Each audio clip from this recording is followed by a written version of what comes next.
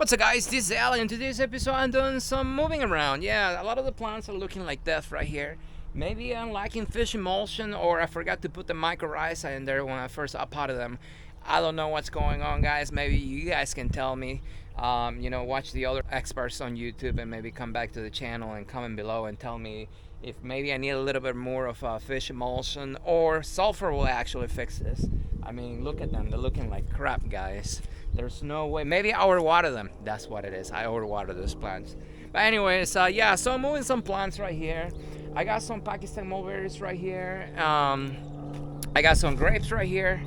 Obviously, they're deciduous, so they drop their leaves in the winter time and they look like crap.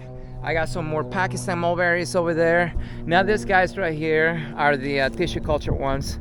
As you can see, they're waking up right now. And if you know anything about mulberry trees, when mulberry trees wake up, they fruit at the same time. So all these Pakistan mulberry trees right here, they should have fruits on them, but they're not. They're not going to, because they're only being in these containers for I think a year and a half, 2 years now. And tissue cultured mulberry trees in general, they act as if they were a seedling. So their fruiting time resets, and even though they're gonna give you Pakistan mulberries over time in a few years, it's going to take them longer than if they were propagated from cuttings or grafted. So it's no big deal. I don't sell these anymore. I haven't sold any tissue cultured mulberry trees for many years now. I got a video talking about these if you want to learn more about them. Over here I got some this guys right here. They're still alive, I think. Jamun, yes, that's what these guys are. Jamun or Java plum. And one way you can tell if they're alive or dead, you just scratch the bark. And these guys are goners. Yeah, oh well. You know what? It's my fault. This happened because I was lazy. For one, they rooted themselves into the soil, and then right before the winter, I chopped the roots and then moved them over here just to get them out of the way over there. So it's my fault. I damaged the trees. They were stressed, and normally they can take frost with minimal damage, but if they're stressed and you chop the roots on top of that, well, that's what's gonna happen. You're gonna kill your trees. Over here I got some grapes. I'm just moving stuff around. I need to organize this. I have an issue with procrastination, guys. That is my main thing that I deal with in this world, is finding motivation to keep going.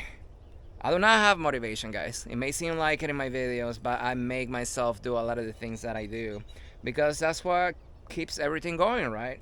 So I know if I was a little more proactive, I'd probably be a lot more successful, and I probably will have a lot more things done. So I'm trying to get there. So over here, I got some yerba mates. I got tons of yerba mates. I made tons of them last year, so I will have 1 million this year. So I probably have maybe about 100 for this year. So I'm good to go there on the yerba mates.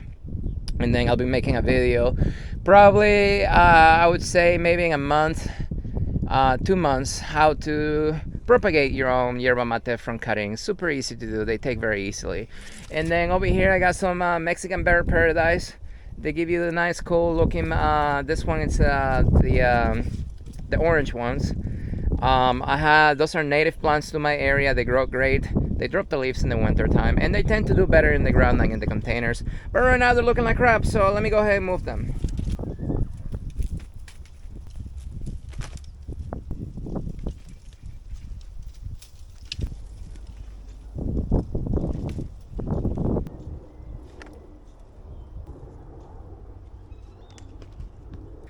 So most of the trees that I have at this property, I use overhead water because that's the easiest way to water a bunch of trees you're going to be moving around.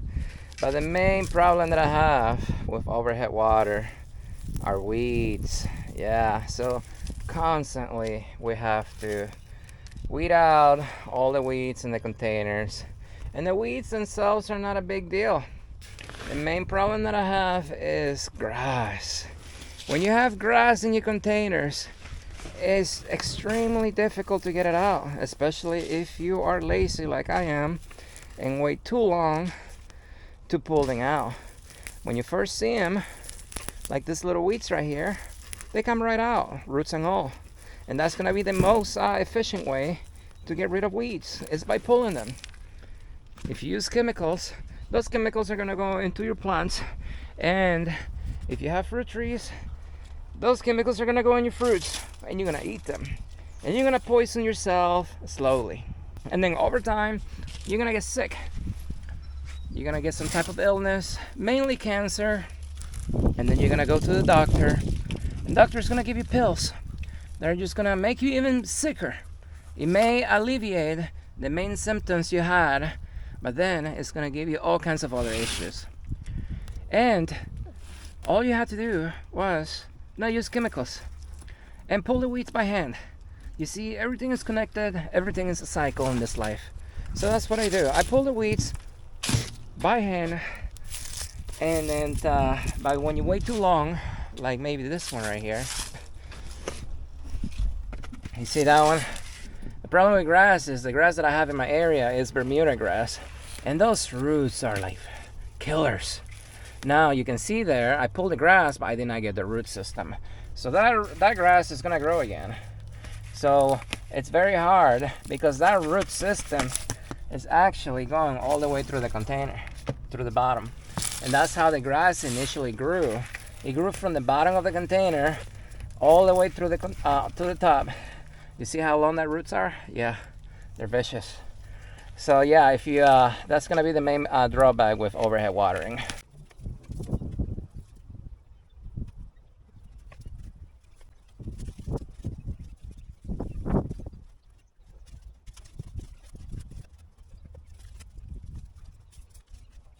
And that's it for the slope. I gotta go get another one, get some more yerba matas.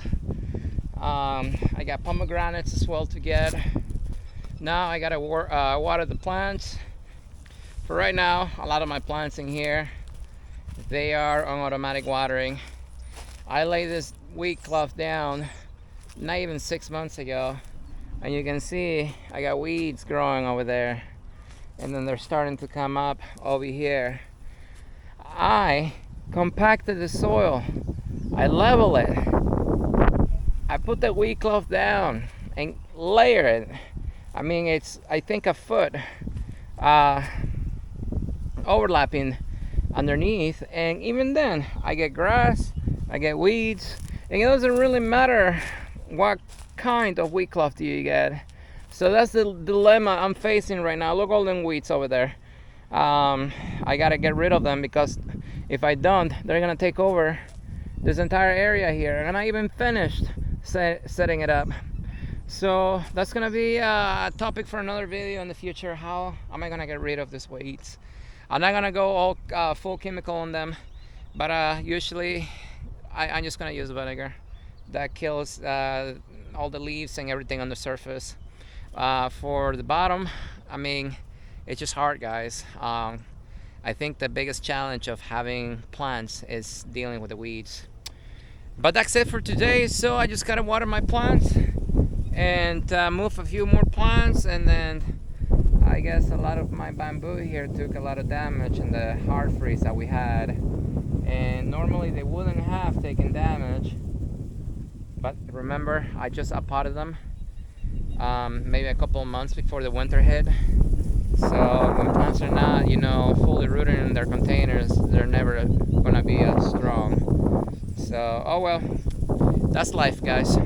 As always, don't forget to like the video if you like it, comment below if you have any questions, and I'll see you next time.